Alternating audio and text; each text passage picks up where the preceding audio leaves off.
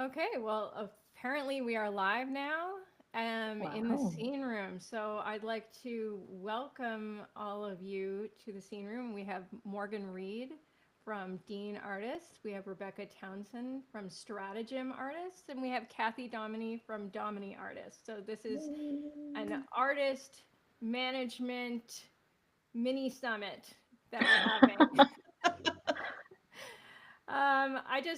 I reached out to you all because there was this narrative online with the tariffs coming, which are now not coming. Well, we don't know when they're coming, if they're coming. We don't know what's happening. But the whole shopping Canadian thing and the idea that artists should be involved in this equation as well, like support our Canadian artists.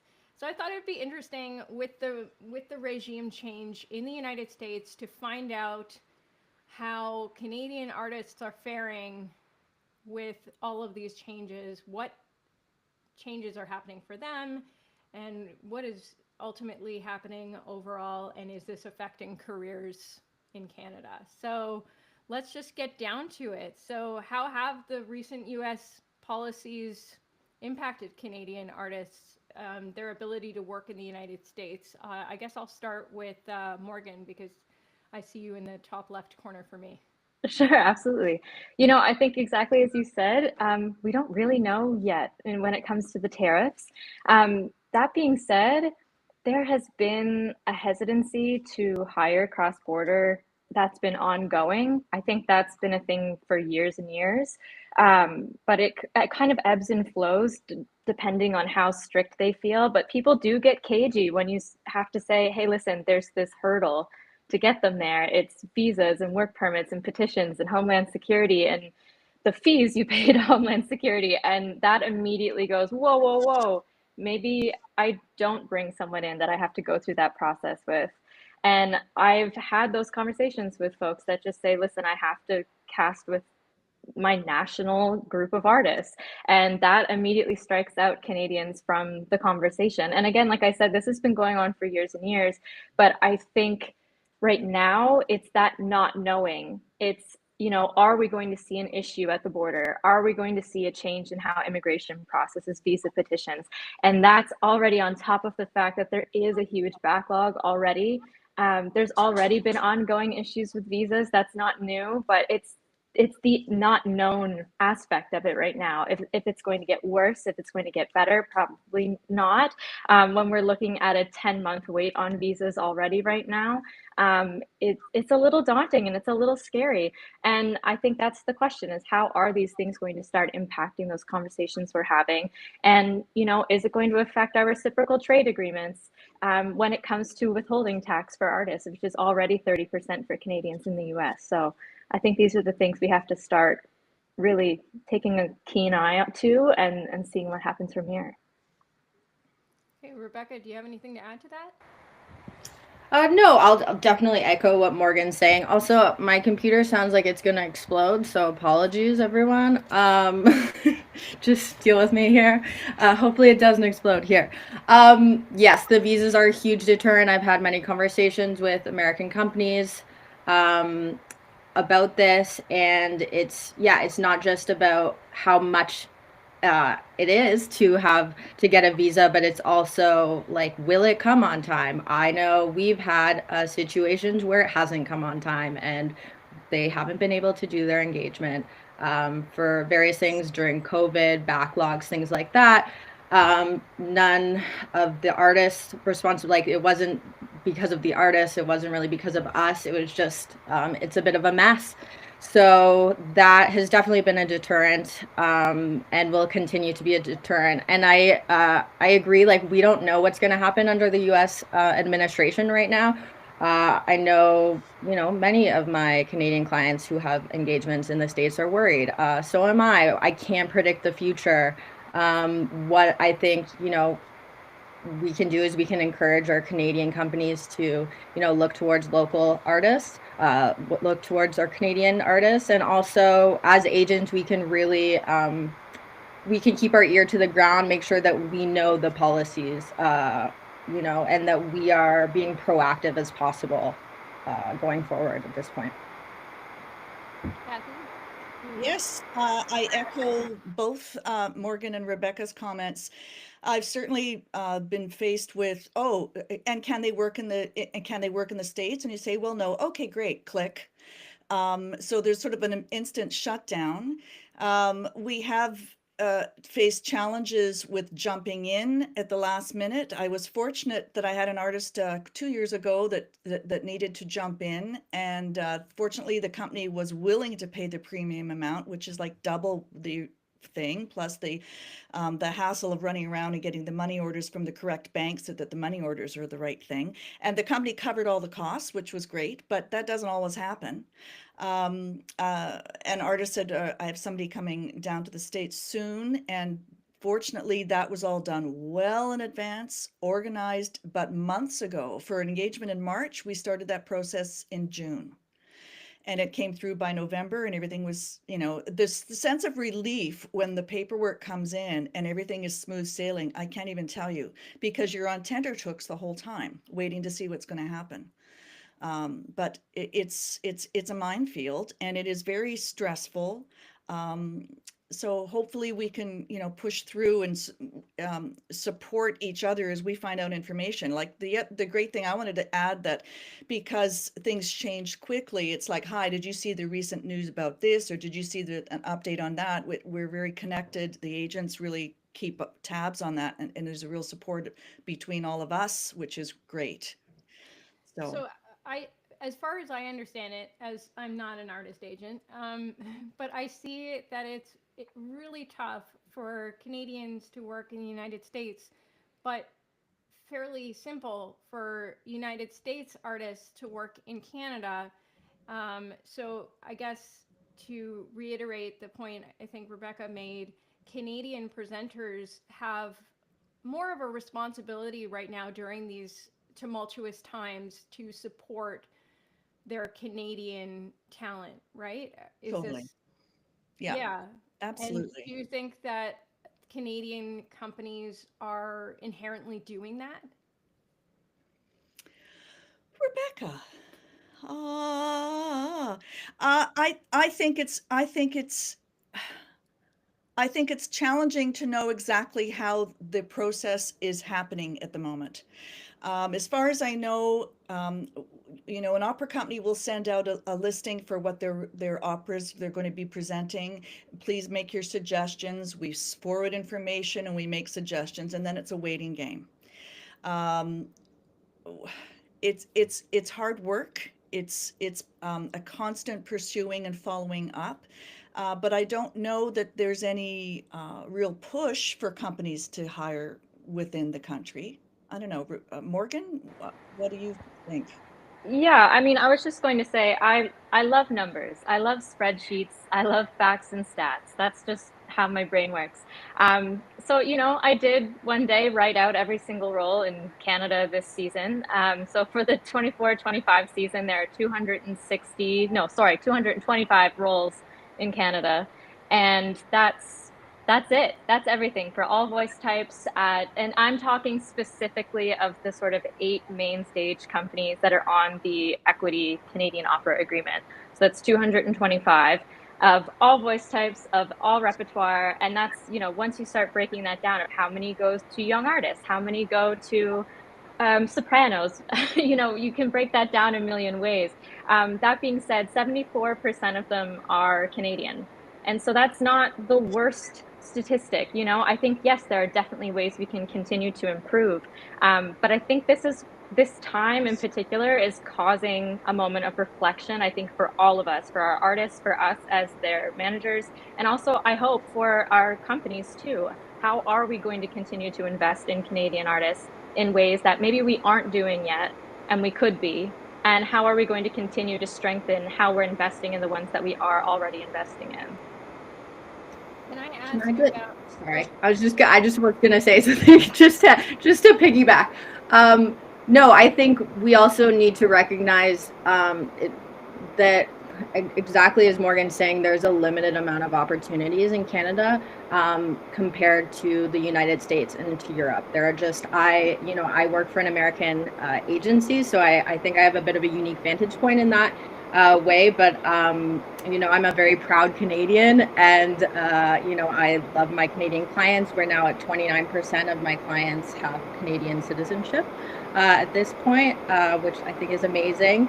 But there's just much more limited opportunities. So, yeah, that's the tough part about it here.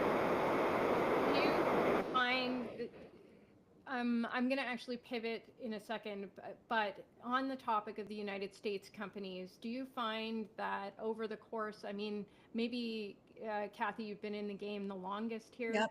Um, Over your career span, are companies taking less time to plan their seasons? So with this 10-month visa issue, it's becoming more dire, or are they planning ahead? Or what's the planning timeline? Has that changed? Are people more spontaneous about their planning schedules because of the precarious funding and issues that our industry is faced with? I think that's a great question. I think things have shifted a great deal since pre-COVID and post-COVID. I think there's a lot of budgetary concerns. There's a lot of funding concerns. We've seen with American agencies facing some new things coming in for them. I think companies need to pivot quicker. Sometimes things are canceled or shifted, which is different than it was 15 years ago. We wouldn't see so many changes. I think changes happen much more than they used to. Sorry, we were going to do this production. Now we can't afford that. We're going to do this. So I think that the time frame is still the same, but I think it's shorter than it was. We used to hear about things 4 or 5 seasons ahead back, 15, 20 years ago. I think it's much more we're going 3 or 4 seasons, but really we're just looking at 2. And within the planning that comes up for 2 or 3 seasons, that can change by the end of the first season. Nope, we were going to do that now, that's not happening. I think it's constant turmoil, frankly. I mean, I'm not planning operas. I'm not sitting there with the budget and the piece of paper figuring out what can we do, who we got. But I think it's shifted quite a bit. I think it's harder to plan and to figure out what they're looking at. As a Canadian artist, like not me, but Yep. as one, Yeah. as one who might be a Canadian artist who wants to have a career and be in Canada, how viable is that right now? Or is the having these U.S. contracts obviously are becoming less viable? So are people pivoting to Europe in order to sustain the career? Because you have to have money to eat and feed your families and live your life, right? So what are artists doing in order to pad? Well, I would say off the top, a lot of artists have second jobs. Like hands up, how many artists nowadays are relying totally on their income from solo engagements on concert or oratory or choral work and opera work? It's a limited number compared to what it would have been 15 years ago. That's just the first thing. Many people have jobs they can work remotely that help pay while they're doing the work that they have. Certainly, some are working in Europe, but I think Europe is full of a lot of singers from all around the world that say, "Hey, they've got a lot of opera companies here. Let's go to Europe." So that's more challenging than it was 15 years ago, even 10. It's There's nothing easy about it. And I will say it has never been easy. The people that have been around a long time saying, "Oh, you think you're having it hard now. It wasn't ever easy in my day." I get that, but there are different factors at stake now. I think copper companies are looking at the cost of things so much more, with the building sets and costumes, and then freight, gas and carbon costs of bringing things around makes everything more expensive. We hear that an awful lot from the companies. So that's resulted in more co-productions, which is great. We have co-productions happening in Canada. So if you get a role in a production of X and 2 or 3 companies do that, chances are they may hire that same person. So that's a plus. We see more cooperative and co-productions than we did 15 years ago, I think. But as for relying on the income and as your singing business, paying for everything, it's very, very challenging. So Yeah, I want to echo that too, Kathy. I think it is challenging. And, I often say to artists, go get something else to do, because the thing is you will be a better artist, you will make better art if you are not totally dependent on that one engagement funding everything for you, because that putting that pressure on yourself is not healthy. And I realize that that is sometimes just the way it is, but finding other avenues, other streams of income, other flexible engagements you can have to help support that and support your artistry, then maybe you can invest in more recordings and promotional materials. Maybe you can invest in going and doing that audition tour in Europe or in the US or even in Canada. Honestly, it's not like travel in Canada is cheap. It's finding ways to support yourself and not putting that pressure on the art itself. And I think there is sort of an old school ideal of, oh, well, if you're not focused on your singing, then you're not really a singer. If you're doing other things, I think that is a thing of the past. I look at all of the artists that I know, and like Kathy said, almost all of them have a secondary job, and that can include teaching or what have you, things adjacent to your performing. And I think it's important to have that, to diversify your income, especially in times like this. I did want to touch on the fact, though, that Europe is also seeing similar political shifts and similar issues in terms of artists being let go that aren't from that country. And as those funding decisions are being made by politics I'm thinking specifically in Germany, there are specific states that the politics have shifted and artists are being let go because they're not from Germany. Like the same thing is happening wherever we look right now. And I think that is also why it's such an important time for reflection, because this isn't just a Canada problem. This isn't just a US problem. It's happening everywhere. And how are we supposed to tell someone, oh yeah, just, and that's always the magic thing. Oh, go to Europe. There's so much opera in Europe. You'll find it over there. You'll figure it out. It's just not the same. There are barriers to entry in Europe the way that there are for Canadians in the US as well. Again, all sort of food for thought, but it isn't easy, and the opportunities keep getting fewer. I would also say Europe as well as the UK. I have several people with British citizenship and all that kind of thing. And that used to be, well, he's Canadian, it's one of us. And now it's much more, much more centralized, much more of our own country is Britain as well. So, yeah. Interesting. Have funding opportunities decreased for artists in terms of applying for a Canada Council grant or an Ontario Arts Council grant for, say, doing an audition tour or any professional development in that vein? Do you know the stats on that, or that might not be within the scope of the artist manager? But it's more competitive now, I'd say, perhaps more than ever. I'm still seeing the same number of people apply, but I'm seeing fewer successes, I guess, I would say. And that goes for both professional development grants. The Canada Council also has a specific program stream for travel grants for artists as well that are travel specific. And then once you get into the provincial granting, it's the same thing. But I also know that those funding bodies have been trying to address that as well. There's been a few open letters. There's been a few town hall meetings about what are we doing to support artists if things are getting more and more competitive. And because that's the thing, there are a lot of artists looking for that secondary funding right now, and who can blame them, right? And they need those avenues and those resources to invest, and it's just more competitive than ever. Has the topic been raised about the responsibility of Canadian presenters specifically in supporting Canadian artists, like having some sort of mandate in place during these times? Has anyone discussed that yet, like at a conference, an opera conference or something? I think it might be discussed in a casual setting amongst the agents, thinking, wouldn't it be nice if there were a mandate? But I have never heard particularly of one, ladies. I don't know. Yeah, no, and I can say that there are particularly mandates under AGMA, certain contracts for the American companies. I do believe that like the COC has to. I'm not. This is. I'm not calling them. I think that they have to like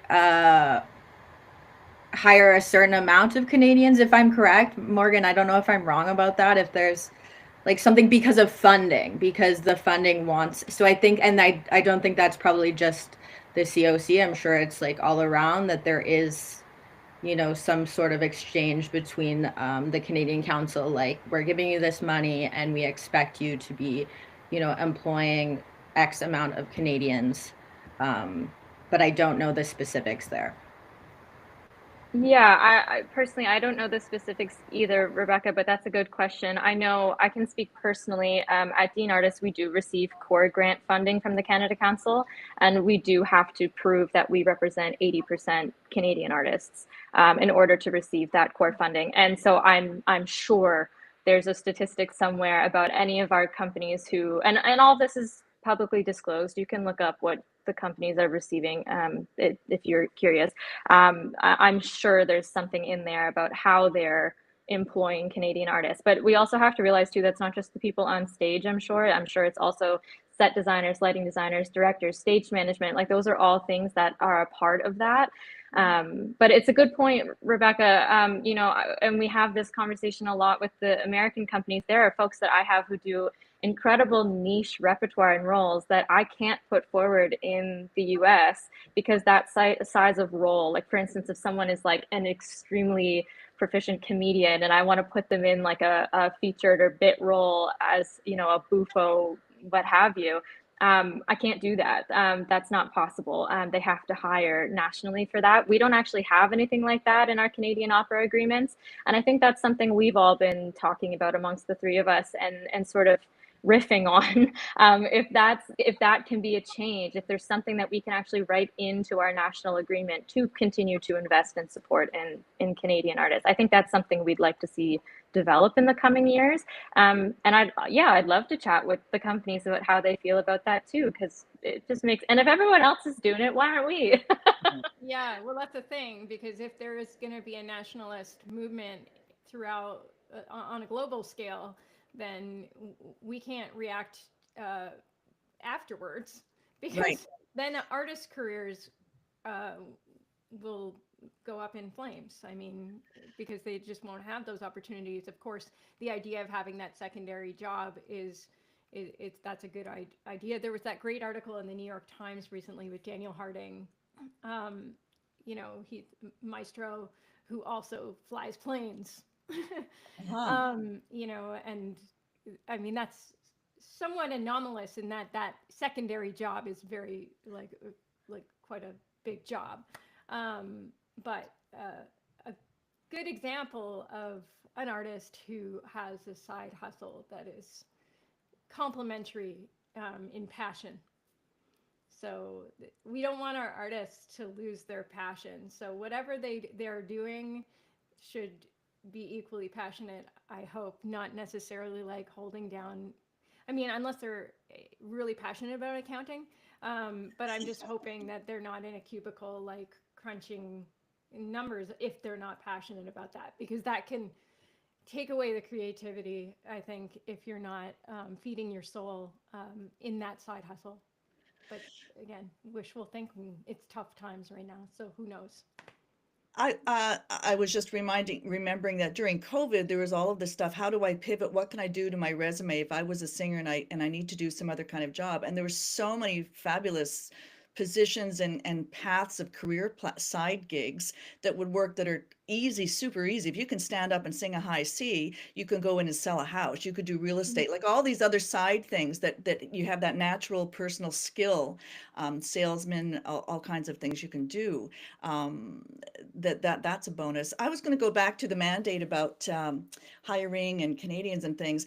Uh, so many of the opera companies in Canada have the young artist programs, and some of them are really loyal to hiring back singers that have been in those programs. Some are sort of like, it's been fun, thanks a lot, out you go, get the next batch of singers in. And I get that, but it would be nice if there was some a little bit more, I don't know if it could be mandated, a little more focus on, you know, is that something that's a positive or a possible thing to kind of really look closely at as well?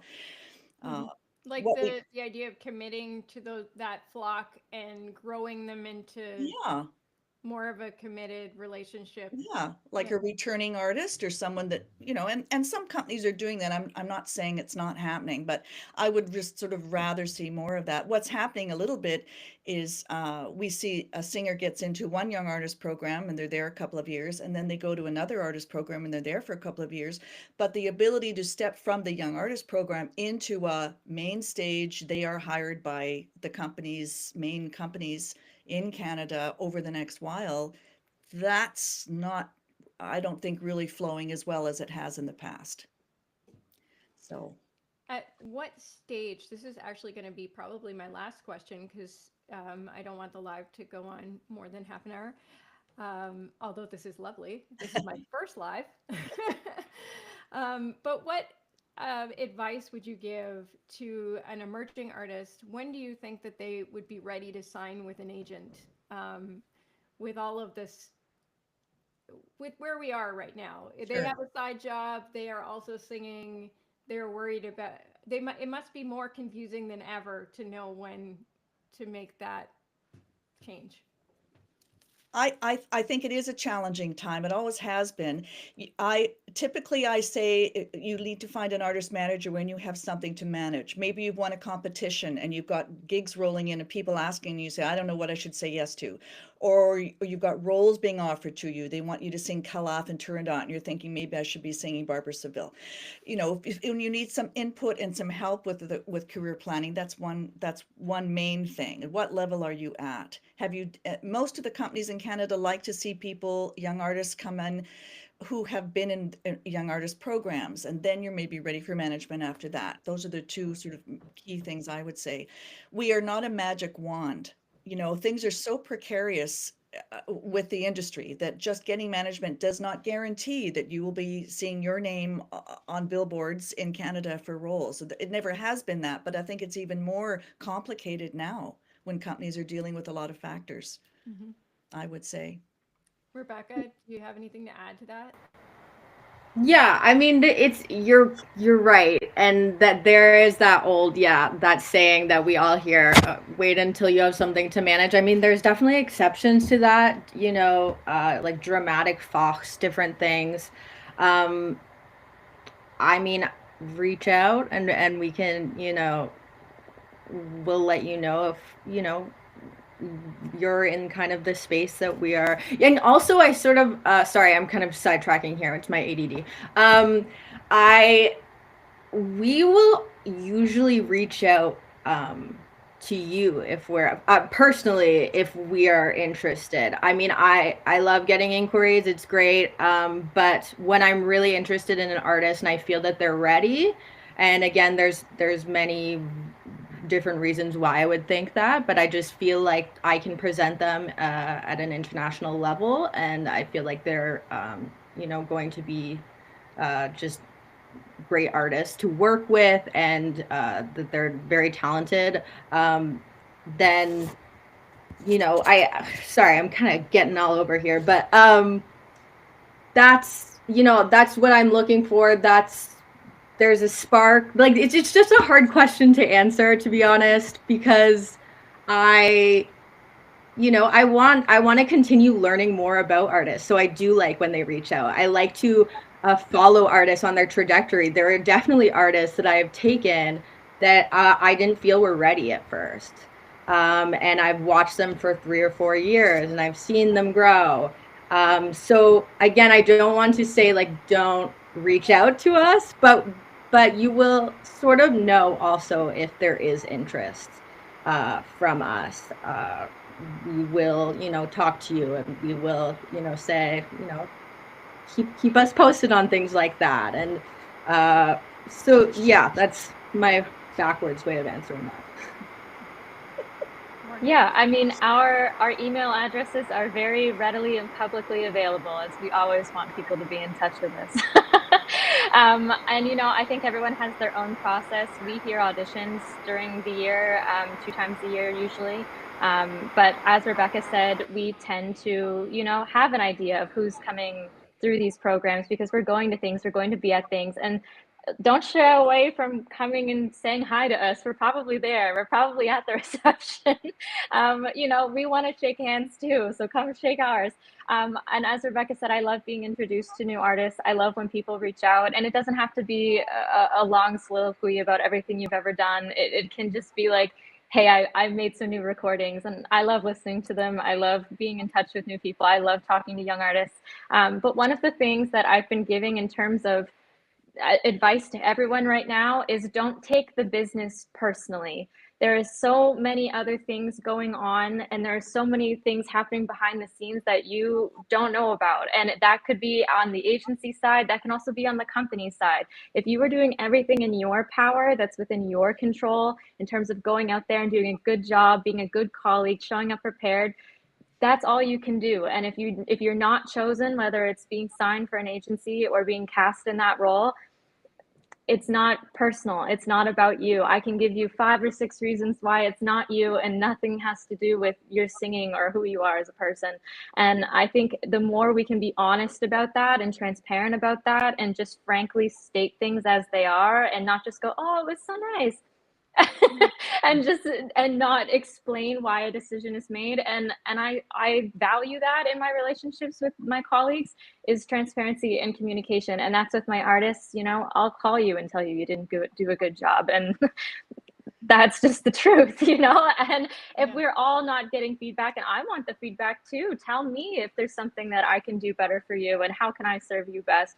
But that being said, I think we all have to be communicating as much as we can right now, as things are so precarious and constantly shifting, and know that so much of this is a business. We're making art, but it's also a business, and we have to be really frank about that sometimes, where I think sometimes we tiptoe around it a little bit. I think now's the time for some serious talk about business. Yeah, all Absolutely. great advice. I grew up with the mantra, control the variables you can control, from my parents. So that aligns with that thought pattern.